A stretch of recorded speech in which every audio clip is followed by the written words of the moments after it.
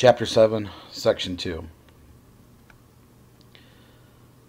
France and Spain are going to enter the war, and they both have different reasons for doing so. France just never liked England. They've been enemy for many years.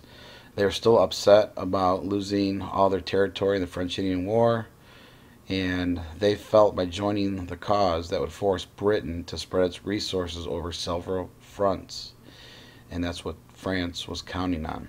Spain, they got into the war because they necessarily weren't friends with us, they were friends with France. So France persuaded their ally Spain to enter the war.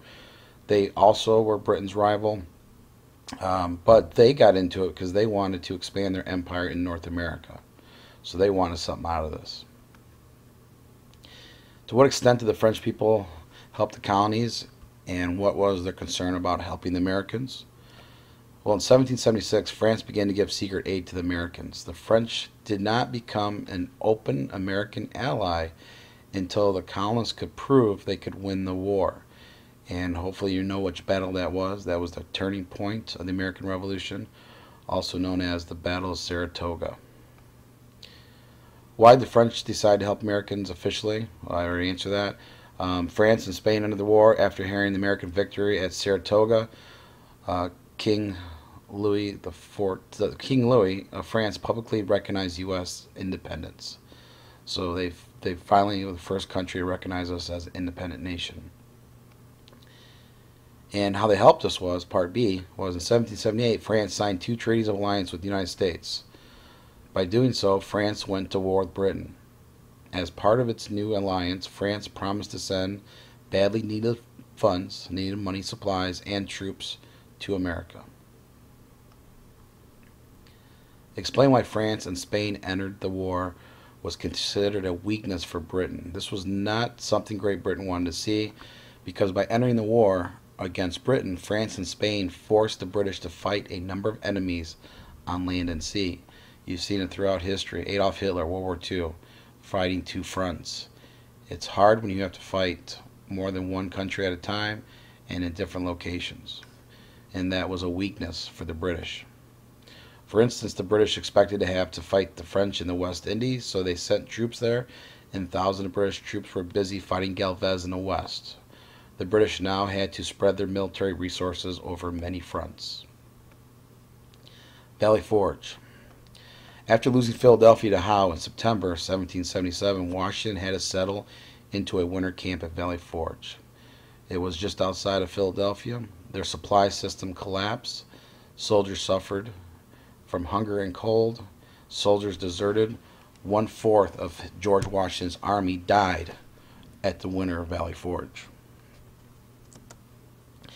This winter, though, transformed his American army. Despite the hardships, the American troops at Valley Forge became a well-disciplined fighting force. Washington's determination and patriotism led his men through the difficult times. He also had help from other foreign officers. Marquis de Lafayette came to America on his own. He was a 19-year-old French aristocrat, and he commanded an army division. He used his own money to buy clothes and supplies, and George Washington kind of viewed him as his son. What do you think made some patriots desert the army while others chose to remain? Well, conditions were so terrible, that lack of food and clothing and other supplies, the feeling that the war could not be won, and the rate of death and disease would be an obvious reason why people would leave. Some soldiers were less willing or able to endure these hardships, while a sense of patriotism caused others to remain. The frontier. The region between the Appalachian Mountains and the Mississippi River was known as the frontier. Colonists had only just begun to settle there. Remember, after the French-Indian War, they felt they had the right to move west of the Appalachian into this frontier. So, why was the Wilderness Road built? Well, 1775, Daniel Boone helped build the Wilderness Road, a trail into Kentucky. Because Kentucky was claimed by Virginia in 1777, this helped westward expansion. So why was the Wilderness Road built? So settlers could move west. Fighting in the West. Colonists who crossed the Appalachian Mountains to settle these new lands found themselves fighting against the British. because the British had forts out there, as well as Indians whom the British encouraged to fight the colonists. Lieutenant Colonel George Rogers Clark was sent to strike back, so that's why the fighting went west. The governor of Virginia instructed George Rogers Clark to go to the west and to strike back. He attacked British forts along the frontier. Why did the war spread to the frontier? Americans wanted to attack British forts on the frontier and force the redcoats to spread their troops and resources over a large area. That's important. They wanted to spread their resources over a large area. How the Americans expanded to the naval war? Well, the British had the largest navy in the world, and Americans used numerous privateers to attack and capture British merchant and supply ships. Basically, they didn't have a continental navy when the war started, so private people who owned their own ships basically got permission from the government to attack, kind of like a pirate. It was a privately owned ship, and they basically could keep whatever they attacked, whatever they captured, kind of like a pirate does. So that motivated them to attack British ships, especially the merchant ships. How did British use its navy in the American Revolution? Well, British had over 200 warships off the American coast. This allowed Britain to control the Atlantic trade routes to European markets. Their job was to blockade, so nothing was coming in and nothing was coming out, and they were pretty successful about it.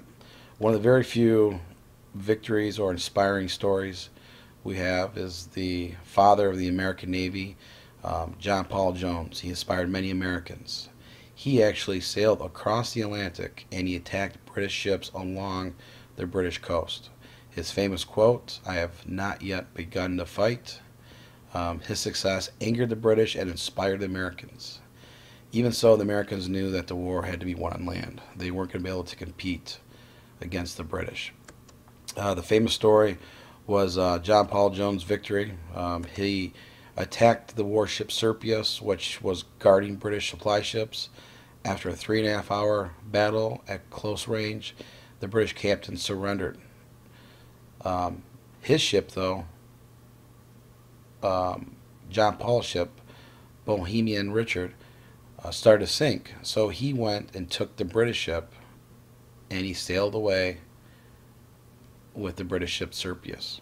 So basically they took over the ship, and that was the famous story that inspired Americans. All right.